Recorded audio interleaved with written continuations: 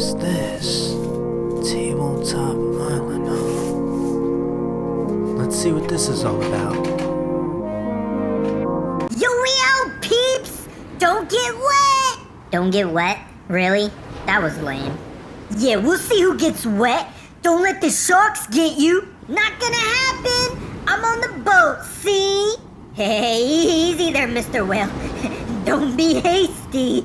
Get dunked on, boy! Ah, help! Why did you do this? It's every people for themselves. Like I was saying, watch out for the sharks. Uh-oh. Ooh, burn. More like wet. I hope the island takes those jokes with it too. He's got you there. Welcome to Tabletop Island. I'm Bernardo, your host, and today we're going to be talking about the board game Survive, Escape Atlantis by Stronghold Games. This is actually a reprint of a vintage game, and it's one of the few that I am after the vintage counterpart. I've just yet picked it up. I've kind of had a few other games that I was more interested in. I'm getting to the point where I will eventually be picking it up. I do very much enjoy this version. Don't get me wrong, I do just want the vintage one because it has a few differences that I quite like a lot. But let's talk a little bit about the components. The components itself are extremely well made. In fact, the little thick tiles that go over the board itself, which is really strong, are really nice. It's like a very thick cardboard, and the thickness changes depending on the levels. We'll get to that. But the meeples itself are actually plastic with engraved numbers at the bottom. And there is a little bit of memory, but again, I'll talk a little bit about that in a moment. And finally, there is these really nice wooden pieces which just really coincide really well with the board design. I'm a big fan. The imagery is great. It looks amazing on the table, and it's a really interesting puzzle. I'm a fan. Let's talk about the gameplay. So you start off by one placing your meeples on different tiles. Once all the meeples are placed, that's where the fun begins. Now, keeping in mind, your ultimate goal is to get your meeples off the island to land. And by doing so, some of the numbers at the bottom of each meeple have different numbers. Obviously, the higher number is more points, and that's what your goal is, to kind of get those higher points off the island.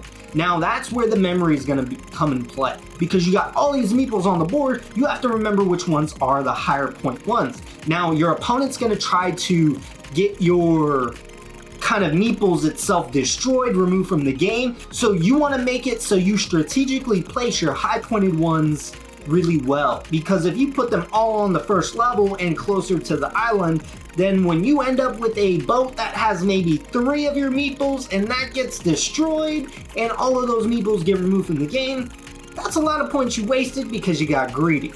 But the game has so much going for itself. Each tile has different abilities and effects, and they just get more and more outrageous as the game goes on. The island is getting destroyed and you're trying to use ships or even swim to get to the island. I'll be honest with you, swimming probably won't be an option very often, if at all. So while you're doing so, you get a few actions that you can do a turn.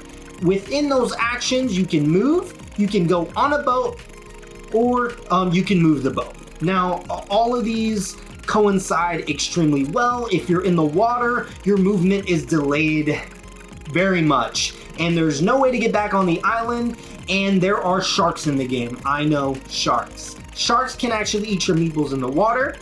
If you're on a boat, sharks cannot get you. But that's where whales are going to come in play. Much like the commercial, that whale knocked him out of the ship, which made him vulnerable to sharks. And your opponent can use dice depending on what they get as they play the game to start to move these guys and make them appear and make things a lot more chaotic for you. I guess a couple other things that I can mention too are the little dragon pieces which show up, and they can just completely obliterate you and remove you from the game once they touch one little tile area you're on. There is also some expansions that add like an octopus, things like that. I do recommend looking at those too. I've yet to get the expansion, but it's high on my list, especially because it adds another player from what I remember. There's so much on edge for this game, and it has so much going for it. I'm a big fan. I can't recommend this game enough because it's super fast paced, easy to teach, fun for the whole family, And honestly, it has enough strategy to bring in good, heavy gamers and enough simplicity to teach new gamers. I think it's a perfect gateway game, and I do think it should be added to your collection. Again, if this sounds like the kind of game for you, or if you want another gateway game that's a little bit out of the norm. Again, the components look amazing, but that is honestly all I have for you guys today. The price point on this game is on the little bit of the pricier side, so I do understand if that deters you from actually picking it up. I'll leave a link in the description to your Amazon Prime needs, but I do think the quality goes really hand in hand with the price point. Now, one of the big differences and why I really want the vintage game is because I'm extra and the little tile pieces that it has for the vintage game are actually 3D, and some of the meeples look really interesting and I really like that. I actually don't know all of the differences between the vintage and this one, so when I actually review the vintage, I'll be talking a little bit about that. That was a message that I got on my phone. I'm sorry about that. But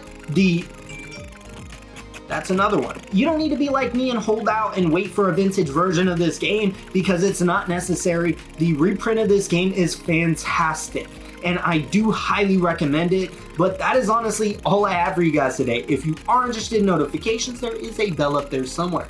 Please like, comment, and subscribe. I do appreciate any feedback. I'm trying to make these videos more and more outrageous, and with your guys' help, I have been doing so.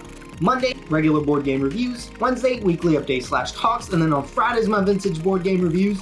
That is all I have for you guys today. I will see you guys next time.